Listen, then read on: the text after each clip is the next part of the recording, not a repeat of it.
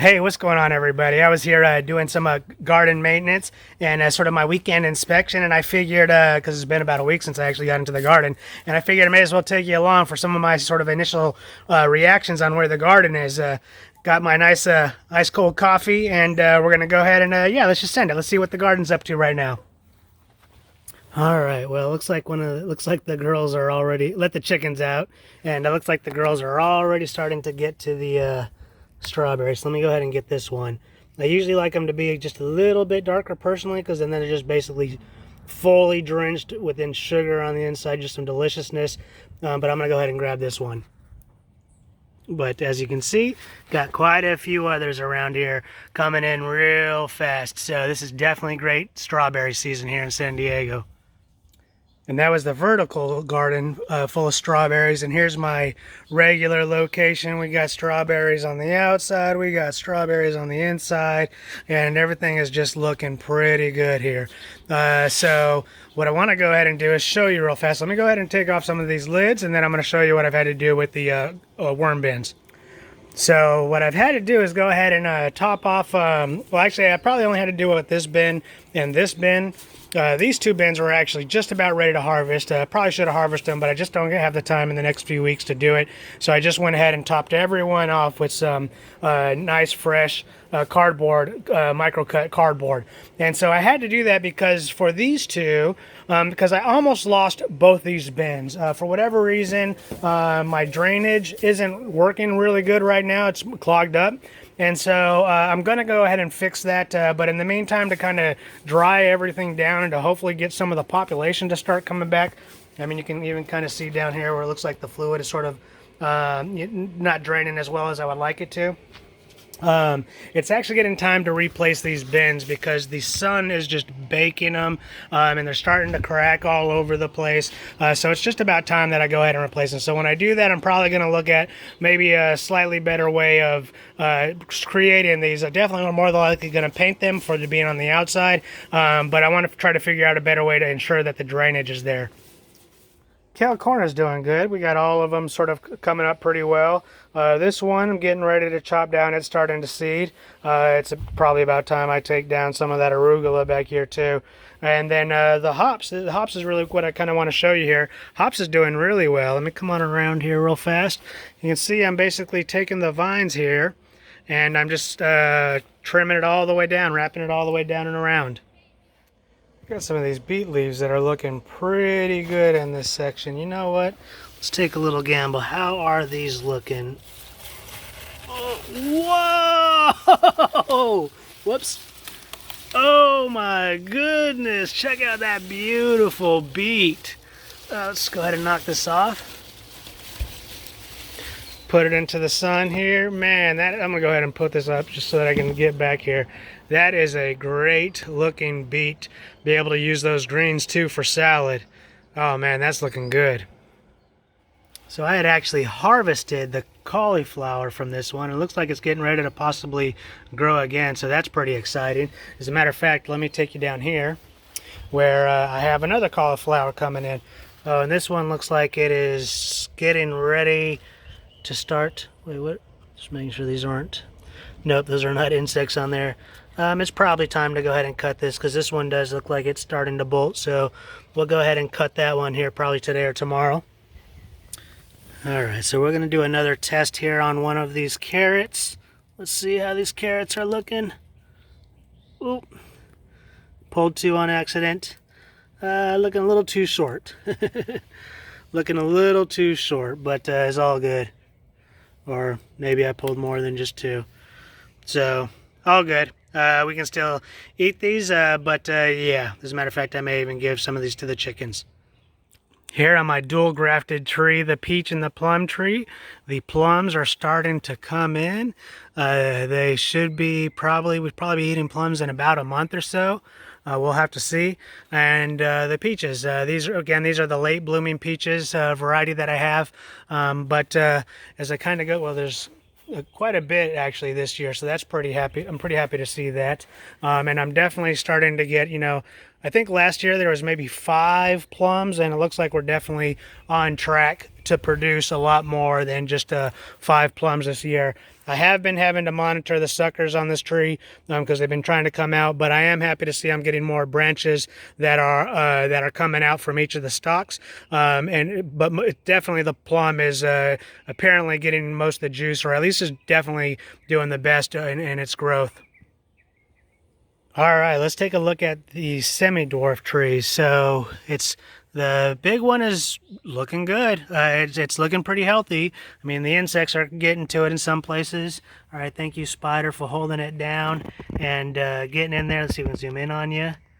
Get a good photo of you. Well, there we go. Hopefully you guys are able to see the spider there. Let's go back to wide. But actually, this is the one that I'm pretty excited to see. So in the last update, this branch was pretty small. And I was kind of wanting to, let's see here.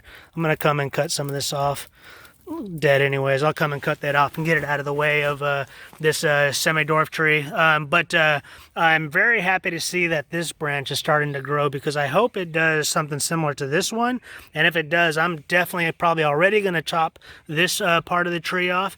And then when this one gets a little bit more established, I'm going to take off that back one too, because this one appears to be getting all the energy. I'm not seeing any growth on the backside. So all the energy that's going into this particular tree from its root system, I want to go to the one that is apparently doing the best.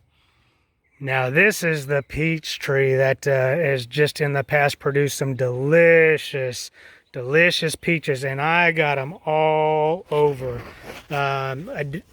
We probably won't be eating these for maybe another month to 2 months is what I'm thinking it's probably going to be close to. But I'll know once the birds start getting to them. But this is right now just going to be probably one of the best yields.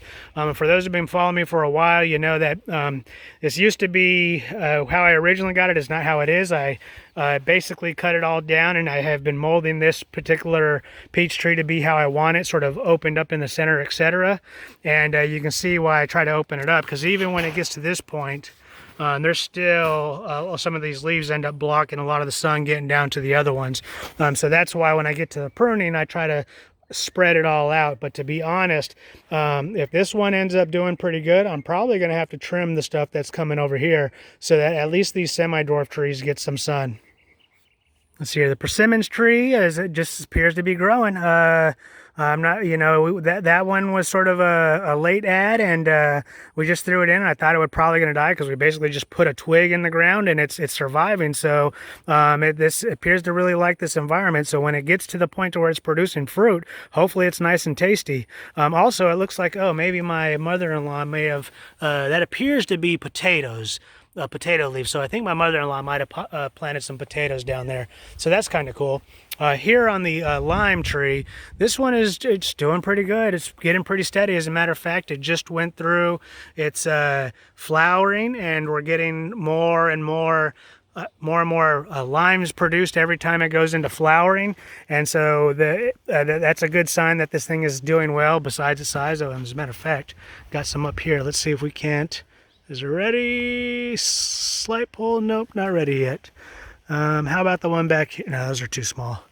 But they're just starting to produce more and more limes, and we use limes a lot. So definitely definitely excited to get this thing up to full production.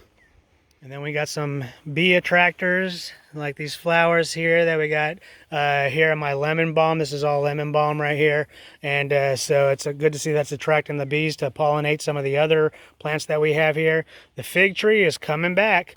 Starting to get some good branches coming in down low. That'll be doing pretty good. As a matter of fact, I'm probably going to take one of you away. I only want one branch coming in at one place. So that they're not sort of fighting for it, and those branches get pretty strong. And anytime that I get suckers that are coming up from the bottom or from the back side, I go ahead and take those off. And you can see it's definitely fighting to get a lot of growth coming in from down around here. So I occasionally come by and just take those off. Okay, my baby, the avocado tree 2.0. So on the last video, I was talking about how these branches, when they're basically laying horizontal to the ground, were not going to be able to sustain weight very well. So I'm currently tying this one up and this back one up so that it basically, when I let them go, hopefully grows more closer to a 45-degree angle from the main stalk than what it was similar to this one. So once I get these two, I'll start basically doing the same to, I think, that one. I'm okay with this one down here, but I'll be going through and maybe we will make sure that all of them are coming up to a 45. And you can see this one is already starting to harden on the outside. Let's let that focus in a little bit. So it's starting to form bark on the outside. So that's a good sign that these will be strengthening up in order to support flowering, and then flowering supporting the avocados themselves. Maybe next year, we shall see. Big Bertha is just looking is just towering over the garden right now, and just this beautiful day. She's just recovering and coming back strong, and I'm very glad to see how she's already bouncing back. And to be honest, she's already produced 2 guava, definitely very early, and I don't see any other flowering throughout the tree, but I just pulled down 2 guava. You'll see here in a little bit, I fed one to the chickens. Actually, you might not see it. I think they may have ate it already. But normally our guava season begins late summer into early fall, and then it carries on all the way into December, early January. So I have cleaned this section up significantly, and since we are last here, I was talking about how the pomegranate tree, the branches were bending over, they're going up too high, and you can see I cut off a flat, basically kind of gave it a flat top in certain places. I just cut it so that the parts where it was strong, then we're kind of heading up in a good direction, so that as the branches thicken, they'll be able to provide more strength for the other branches that are coming off. So I went ahead and chopped those so that when they basically started to harden, they weren't hardened in a bent over position. And that way, again, pomegranates are not light fruit. So when they do come in, like you can see, some of these flowers are already starting to go to fruit, and will be giving us pomegranates here pretty soon. The weight of those pomegranates don't necessarily pull the branches down and break anything that I don't want to prune on its own. Now here we are at the newest in the baby avocado tree. She is growing and leaves are coming in. As a matter of fact, this is a fresh stuff down here right now. And as a matter of fact, I think I see some more stuff coming in the top here. You'll see what I've been doing down here is my grass has a lot of clovers in it. Clovers being nitrogen producer. So whenever I get like a little bit of clump underneath, I go ahead and just throw the nitrogen over here near specific trees so that it basically will biodegrade and go into the ground as the biology accepts it. And just while we're here, I got the ashwagandha tree, trimmed this down very substantially because, again, it was just getting bushy. And to be honest, it does very well here. So I prune it down and it grows back very strong. And so definitely ashwagandha is enjoying the San Diego climate. Now, the elderberry tree, if you recall, was just a big mess going over like this and just kind of fanning out in all different directions. Well, now I pruned basically everything down from right there. We'll zoom in here, just cut it down and chopped it up. And I need to chop it up more because I don't got my chipper shredder and I need to deal with it properly. But since coming over the springtime and the fall time, since it wasn't getting much sun based on how the sun was coming, it's been growing up too fast and not strong. So when it gets tall, it's very flimsy. And so I'm waiting to see what happens when I get elderberries actually, and to see how that goes. And maybe we keep it, maybe we don't. But at least right now, I don't anticipate we're going to get rid of it. I'm just curious to see when is it going to start producing elderberries. The chicken coop maintenance complete. Went ahead and chopped up some of it basically down here, and we'll come around and I'll show you a little bit. I'm just coming over right now to see if we got any eggs yet this morning, and I don't see any eggs yet this morning. Or maybe some of the family came out and got some already. But also I let them out, so they're probably not interested in laying eggs. They're just more interested in coming out and free range in here. But as you can see, I did just go ahead and throw the carrots down for them to eat. And I basically I churned everything up and then threw down some new wood mulch, some wood chips to basically absorb any moisture, and also to with the nitrogen from the manure itself, along with these carbon wood shavings, it'll just sort of it'll turn into a good compost that I can use later and at least help it burn some of it down. And then I'll probably, even when I do pull my manure out, I'll probably put it over here behind where these chickens are right now, like I did before, just to let it sort of sizzle for a little bit, let the worms get all up in it and help further reduce the toxicity to the other plants. But in the meantime, I like to just keep throwing wood chips upon wood chips down so that it gets up, and at least nature does a pretty good job and allows the chickens to sort of come in here and allows them to come in there and then naturally just dig into it as they're looking for worms and insects in the ground. And here's the girls now just enjoying a nice little dirt bath, and it helps them, I believe it helps them with any bugs that might be within their feathers. I don't remember exactly why they do it, but I know it's therapeutic and has some sort of, for lack of a better term, medical benefit. Now, okay, we got a good news story and then a kind of not so good news story. So let's start with kind of not so good news story. These leaves on the papaya tree are just not looking good. They're not looking as firm as they used to be. So maybe now that it's going to get warm, because actually this one down here is looking really good. So again, like I was kind of talking on the previous video, maybe these leaves were starting to give way for the new leaves coming in. I don't know, but it wasn't looking as healthy as it was before I put the mulch down. So it's possible with papaya trees, the wood mulch is not doing good for, has not been a good thing for it. Now, let's look at the contrast. The Navel orange tree. This thing, for the very first time, is starting to expand from when I first got it. And as we saw in the last one, it has flowered. It was flowering. Now we're actually starting to get oranges for the very first time in my garden. I do not anticipate, there's probably, I don't know, about 10.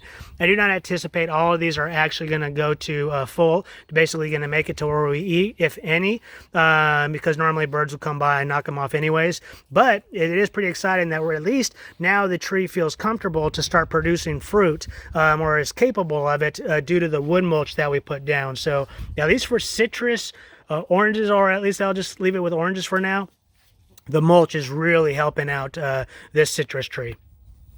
Now the mango tree, it is definitely waking up.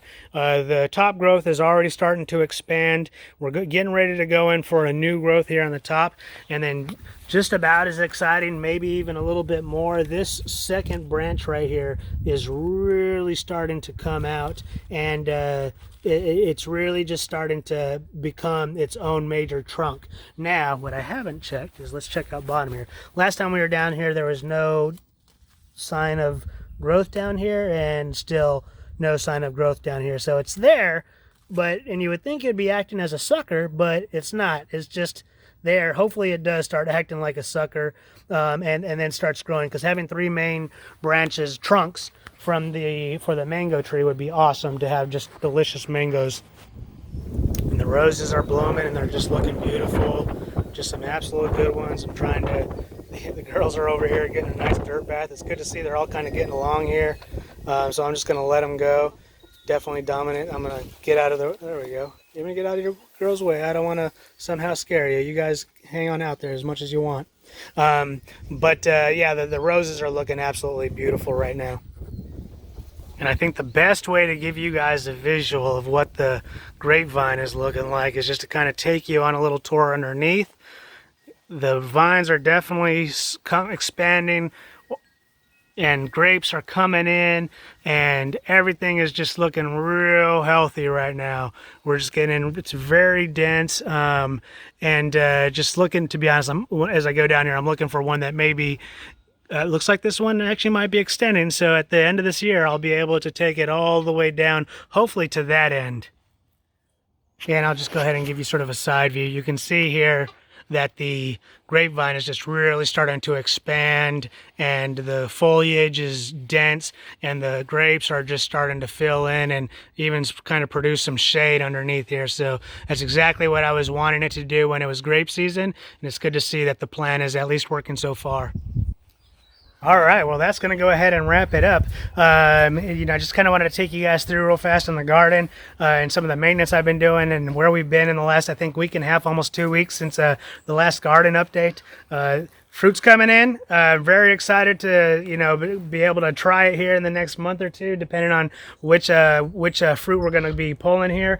But it always feels good to, as the saying goes, to be able to eat the fruits of your labor. And so that time is coming very soon, and it's pretty exciting here in the garden.